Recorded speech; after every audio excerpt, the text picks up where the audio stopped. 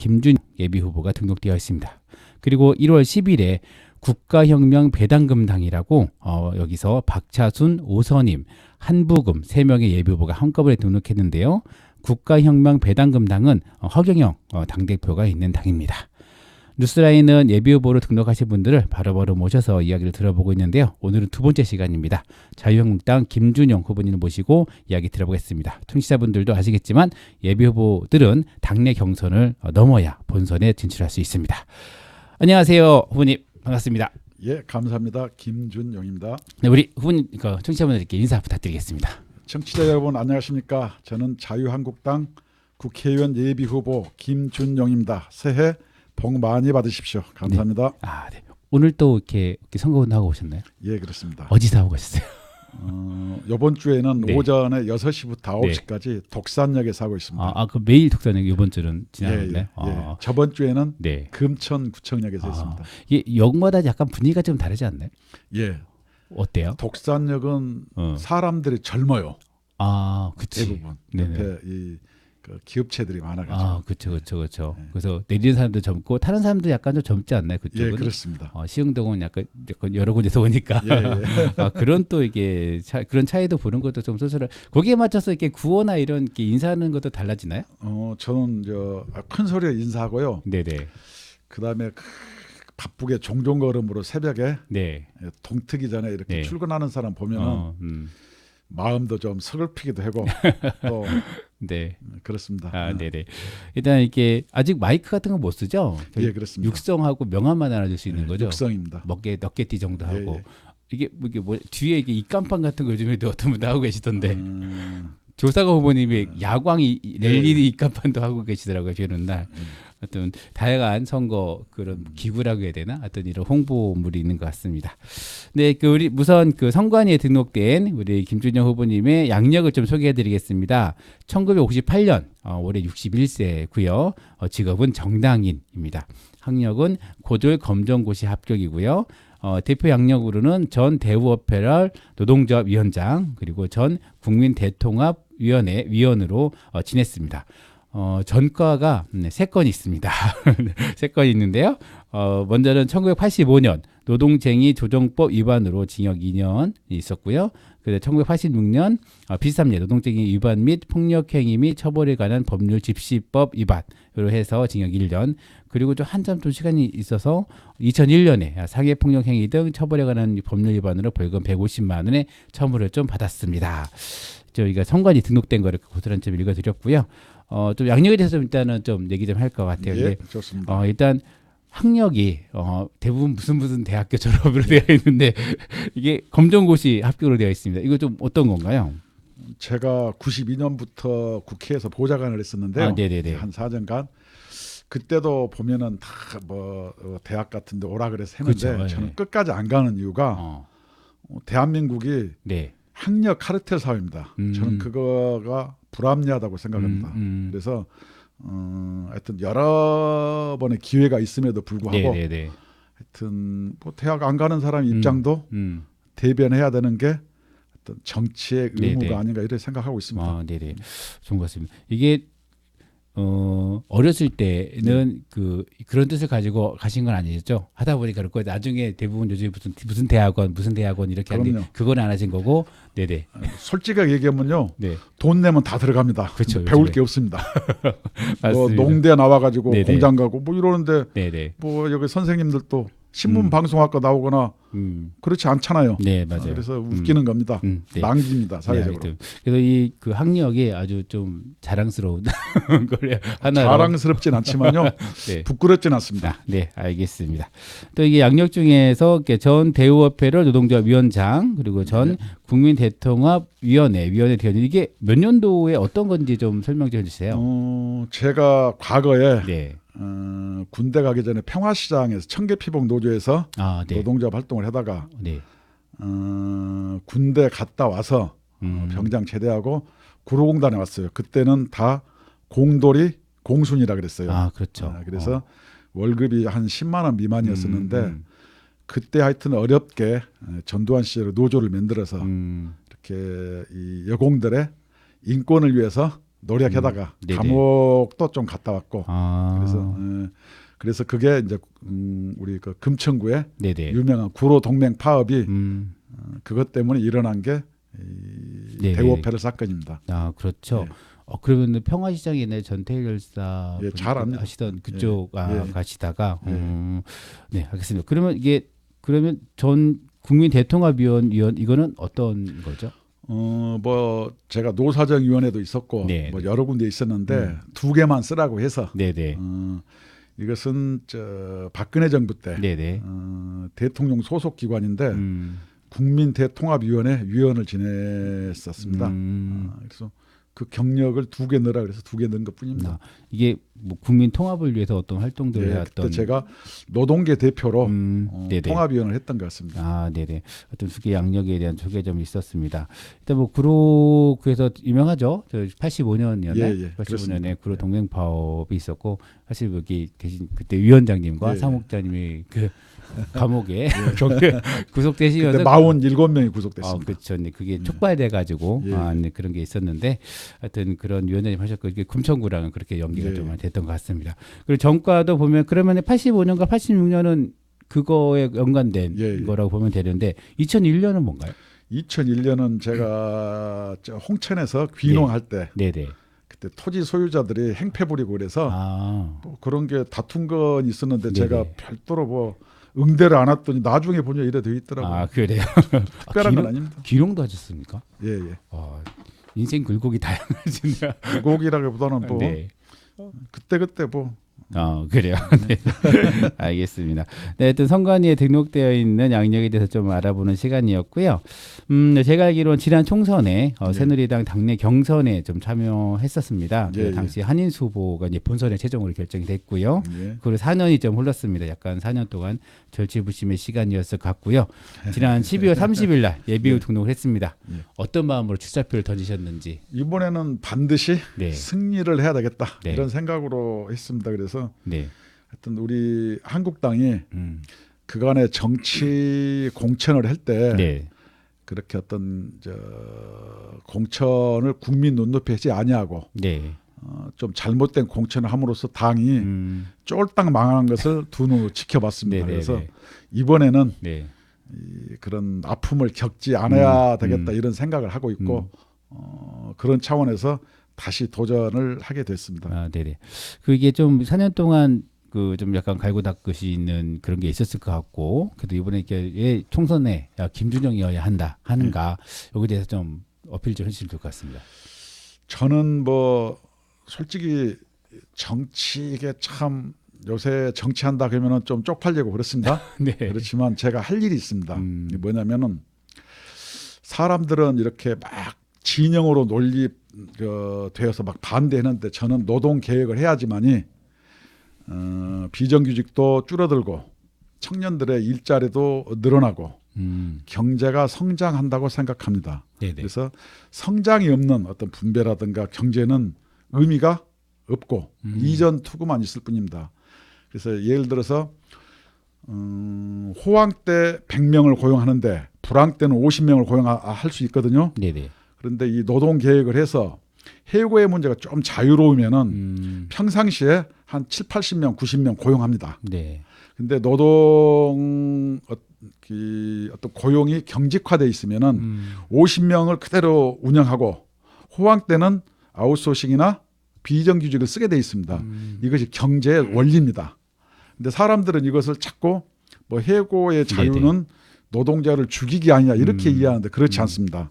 그래서 외국 같은 데도 오히려 노동이 유연화된 곳이 오히려 실업자도 적고 비정규직도 적습니다. 그래서 저는 이런 노동 개혁을 통해서 어떤 비정규직이라든가 이런 하여튼 사회에서 사각지대에 있는 여러분들의 권익을 위해서 어떤 열심히 해보고 싶어서 정치를 결심하는 것입니다. 네네.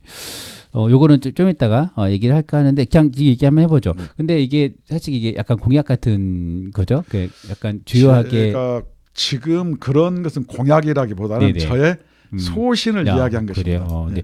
요거 간단하게 말씀드리면 사실 약간 이게 주기가 그 일반적으로는 맞지가 않는 것 같아요. 왜냐면 이렇게 일반적으로는 노동개혁하고 비정규직하게 되면 이제 고용의 안정화로 얘기하시는데 이거는 지금 약간 저는 노동에 상당히 전문가입니다. 예, 그렇죠. 예. 포퓰리즘 이런 것은 선동으로 해결되는 문제가 있고 그렇지 않는 문제가 있습니다. 예를 들어서 우리 쌍용 자동차라든가 르노 자동차 이런 거 보면은 차가 잘 팔려야 사람을 많이 뽑고 우리 일자리가 늘어나는 거죠.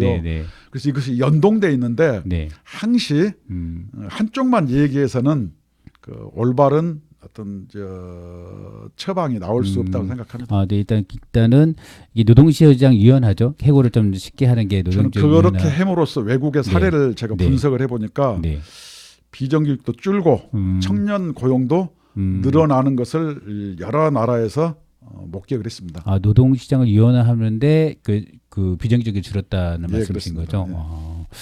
네, 이건 약간 사실 그 노동계나 노동학계에서도 사실 논란이 좀 많이 있는 걸로 논란이 굉장히 많습니다. 네, 있는 걸로 알고 있습니다. 네, 그래서 요거는 좀 추후에 좀 더 얘기하는 걸로 하고요. 일단은 요건 이제 총괄 소신이라고 좀 말씀하셨고요. 이제 공약에 대해서 아직 뭐 초기이기 때문에 공약 완성은 좀 아직 안 됐을 것 같긴 한데 이제 금천구 얘기 좀 할게요. 어제도 뭐 이훈 국회의원께서 이제 뭐 의정 보고도 하긴 했는데 금천구 4년 동안 그리고 그 전에도 바라보시면 금천구가 어떤 방향으로 가야 되는가 그리고 무엇이 좀 취약하고 이런 방향성에 대해서 좀 얘기 좀 해주시면 좋을 것 같아요. 저는 어떤 그 국회의원이 그러더라고요. 금천구는 구의원처럼 활동해야 된다. 저는 그런 얘기를 듣고 좀 마음이 좀 아팠어요. 왜냐하면은 국회의원의 임무와 지방자치 임무는 좀 다르거든요. 국회는 뭐 입법하고 예산의 심의 확정, 정부를 감시 견제하는 것이 주요 임무인데 주로 이렇게 많은 국민들도 또 혼동하는 것 같아요. 저는 이렇게 생각해요. 주차 문제도 있고 무슨 교육 문제, 육아 문제, 뭐 비정규직 문제 여러 문제가 많습니다만은 금천구에서는 구로공단이 저는 산자부에서 나와야 된다고 생각합니다. 국가산업공단이 50년, 60년 전에 옷이에요. 이미 사람의 몸집이 커졌는데 그것을 수십 년 전에 법으로 공무원들의 밥그릇으로 이렇게 가지고 있는 게 저는 우리나라가 참 우습다고 생각합니다. 그런 점에서 예를 든다면은 강서구의 마곡 또는 판교 같은 데 보면은 이거 국가산업단지가 아닙니다.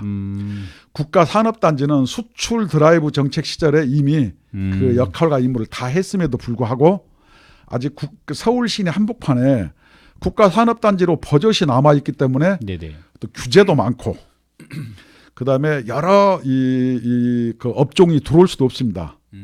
예를 들어서 창원이나 포항이나 울산이나 거제는 공장이 많아가지고 사람들이 소득이 높습니다. 근데 금천구는 모든 사람들이 구로공단에 있는 것을 싫어해요. 우리 지역 사람도 아니다 뭐 이런 식이에요. 오히려 이것을 국가산업단지에서 제외시켜서 판교나 마곡처럼 만들면은 직주 근접성으로 주변에 배후단지에 아파트도 짓고 편하게 출퇴근할 수도 있고 이렇게 해서 개발을 해야지 일자리도 늘어나고 혜택을 보는 건데 수십 년 전에 그런 법으로 이렇게 딱 묶어 놓는 것은 저는 어떤 나라의 발전 방향과 안 맞다고 생각하는 사람입니다. 그래서 그런 경우를 한번 제가 힘이 있을지 없을지 모르지만 계란으로 바위를 치더라도 반드시 한번 싸워 보겠습니다. 그 국가산단을 해체하고 그럼요. 마곡이나 판교처럼 만들자는 거예요. 그래야 규제도 해제하고 많은 사람들이 유입되고 개발되어야 일자리도 늘어나고 금천구의 세수도 늘어나고 복지도 향상되지 않겠어요? 그럼 거기에 사실 약간 그 공업이잖아요. 산업 중공업 지역이다 보니까 거기에다가 약간 그걸 좀 줄이고 거기다가 이제 그 주거 아파트를 좀 더 준공업 지역 같은 경우도 저는 해제해야 마땅하다고 생각합니다. 왜냐하면 서울에서 독산 일동 이런 데가 다 준공업 지역에서 주민들의 재산권을 심대하게 뭐 억누르고 있다고 저는 이렇게 보고 있습니다. 일단 뭐 첫 번째로 고민하신 게 산단 금천구가 이제 마곡처럼 만들자는 거예요. 알겠습니다. 혹시 뭐 그 이게 생활형으로 이제 금천구 다른 그 지역이나 그쪽도 뭐 많이 있는데 네네. 예를 들어서 워낙 구의원님, 시의원님, 국회의원님, 구청장이 네. 공약을 많이 해서 네네. 대동소이합니다. 그래서 네네. 저는 어떤 구청장의 공약 같은 게 있으면은 받아들일 건 잘 받아들이고 네. 수정할 건 잘 수정해서 네네. 협력해서 잘 하려고 생각하고 네, 있습니다. 알겠습니다. 뭐 국회의원이라는 게 직책이 사실 뭐 지역 현안도 현안이지만 이게 네. 중앙 이슈를 잘하고 사실 지금 정치가 욕먹는 게 중앙 정치를 그렇죠. 잘 안 되기 때문에 그런 게 좀 있습니다. 그래서 좀 바로 이제 중앙 정치를 좀 넘어가도록 하겠습니다. 지금 자유한국당이 지금 보수 세 판짜기에 들어갔습니다. 그래서 보수 통합추진위원회가 지금 구성되었고요. 어제는 이제 새로운 보수당과 6개 그 통합추진위가 지금 제시한 6개에 대해서 양쪽이 합의를 하고 이제 첫 발을 좀 디뎠습니다. 좀 이런 거 좀 어떻게 생각하시나 지금? 저는 하여튼 뭐 여건 야건 분열된 쪽이 항상 망했습니다. 그래서 네. 통합을 하는 것은 뭐 좋은 거라고 기본적으로 생각합니다. 네네. 그래서 오히려 그 과정에서 서로 상처 있거나 이런 것을 좀 우려했는데 네. 그럼에도 불구하고 통합되는 것은 올바른 일이라고 생각합니다. 네. 이건 좀 질문지 없던 거, 갑작스러운 질문. 지금 한기환 대표님의 그 출마지, 험지 출마가 대체 어디냐 논란이 많습니다. 그러다가 거론되는 데가 이제 구로울도 있고, 그러니까 서울의 험지다. 그리고 금천구도 좀 논의가 되고 있습니다. 그래서 이건 좀 어떻게 좀 생각하시는지. 금천구는 금시초문이고요. 네네. 하여튼 험지에 출마하시는 것은 뭐 우리 당의 지도자이신데. 네. 저는 하여튼 전체를 총괄을 해야 그래서 승리를 견인하셔야 할 텐데 네네. 하여튼 험지 출마하시겠다고 발표를 했으니 뭐 지켜볼 따름인데 네. 하여튼 그것까지는 제가 잘 모르겠어요. 네, 알겠습니다. 하여튼 뭐 몇몇 분들께서 이제 험지, 그러니까 구로, 금천, 관악 이런 쪽이 서울 수도권 중에도 험지가 아니냐, 뭐 이렇게 뭐 이준석 그 바른미래 지금 새로운 보수당이죠. 그쪽 분이나 몇몇 분들이 그 얘기를 하시는 것 같더라고요. 네, 하여튼 뭐 넘어가겠습니다. 일단 그 문재인 정부 일단은 평가 좀 해야 될 것 같아요. 어떻게 좀 평가하신가요? 저는 이렇게 생각합니다. 과거에 브라질에 네. 룰라라는 사람이 네. 노조 위원장인데 대통령이 됐을 때 네네. 환호하고 기대하고 참 그랬습니다. 네네. 근데 그 사람이 부패 혐의로 감옥에 갔습니다. 그래서 문재인 정부가 하여튼 과거의 적폐를 딛고 소위 잘 하리라고 생각했습니다만 지금 하는 걸 보면은 참 의심스럽고 화도 나고 그렇습니다. 세상에 어느 정권이 뭐 도지사들이 뭐 어떤 성폭행으로 구속되고 뭐 불륜, 천륜, 선거법 위반으로 유죄 판결받고 경남도지사도 구속되고 울산 광역시장은 선거부정 혐의로 조사받아야 되고 그렇죠. 부산시장은 또 이상한 사람 뭐 직장 부시장 만들어주고 도백들이에요. 옛날 말로 하면은 저는 이런 정권을 본 적이 없어요. 그래서 오히려 높은 지지율은 반드시 타락한다. 그래서 견제와 균형이 필요하다. 이것을 새삼 느끼고 있습니다. 그럼 이 지지율의 근간은 대체 뭘까요? 그러면 저는 잘 모르겠어요. 그렇죠. 저도 사실 뭔가 자료를 못하면 하여튼 뭐 그렇습니다.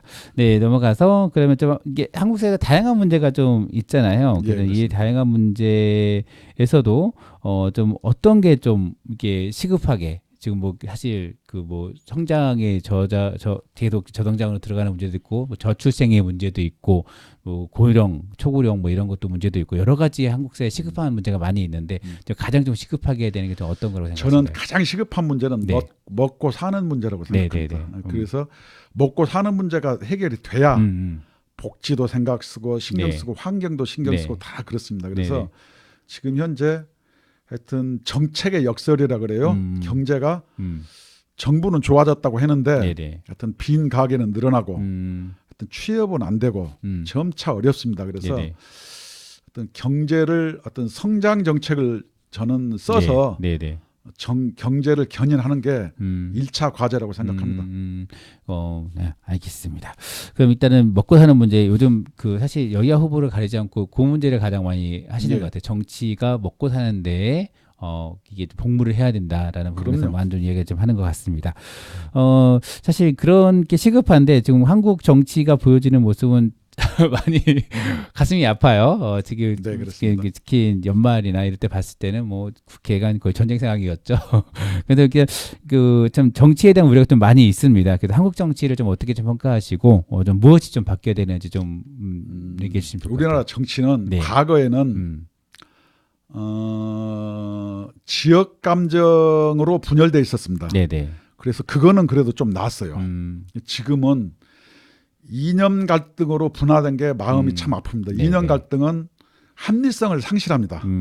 선과 악으로 구분합니다. 네네. 그래서 이념 갈등은 분노, 증오의 정치를 촉발합니다. 근데 지금 현 정부는 그런 이념 갈등을 오히려 네네. 부추겨서 우리나라가 두 쪽이 나서 경제가 활력을 잃고 사람들은 서로 적대감을 가지고 있습니다. 그래서 국민이 통합되지 아니하고 분열돼 있습니다. 저는 네네. 이것은 정치 지도자, 특히 대통령이 이런 문제는 정말로 심각하게 하여튼 바라봐야 된다고 생각합니다. 예, 서초동이 뭐고 네. 뭐 저 광화문이 뭡니까? 그리고 과거에는 좀 잘못하면은 국민 앞에 고개를 숙였는데 요새는 네네. 이게 무슨 잘못이냐 이렇게 얘기합니다. 저는 조국이라든가 이런 사태를 보면서요 황당해요. 그것이 잘못이 아니면은 네네. 세상에 누가 잘못을 하겠어요?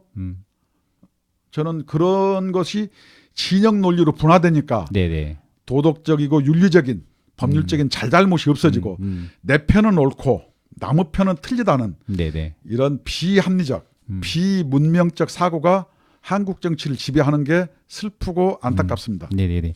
알겠습니다. 그 조국 그 장관 그때 얘기가 좀 나와서 그런데 얼마 전에 그때 뭐 농성 같은 것도 하셨죠? 제가 금천구청 네. 앞에서 네. 한 달 보름간 집회 신고 내고 농성했습니다. 아, 어떤 마음으로 좀 이렇게 진행되셨나요?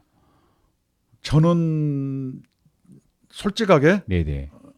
저도 상당히 진보적인 사람인데 정의와 공정 네네. 예, 예. 굉장히 중요하게 생각합니다. 근데 입으로는 정의와 공정을 외치고 뒤로는 불의와 불법을 저지르는 모습이 정말로 가증스러웠습니다. 그래서 제가 과거에 아스팔트 바닥에 있다가 네네. 나이 먹어서 그렇게 농성할 줄은 몰랐습니다. 그래서 네. 언행이 일치되고 여가 됐건 야가 됐건 예, 예, 예. 진보가 됐건 보수가 됐건 네네네. 국민 앞에 정직하고 도덕적이고 네. 윤리적이어야 된다고 생각하고 있습니다. 아, 네. 그 최근에 그 고소를 하신 것도 있던데. 예. 네. 제가 12월 30일 날 네네. 유성훈 구청장과 네. 이훈 국회의원과 네. 추미애 법무부 장관을 고발했습니다. 네. 어떤 이유로? 그 이유는 우리 금천구에서도 오봉수가 생활 정치인입니다. 네네. 그냥 지역에서 열심히 한 분이고, 네네네. 그다음에 구청장 유성훈 후보는 뭐 청와대에서 행정관도 지내고, 네네네. 문재인 캠프에 또 있었고, 네네.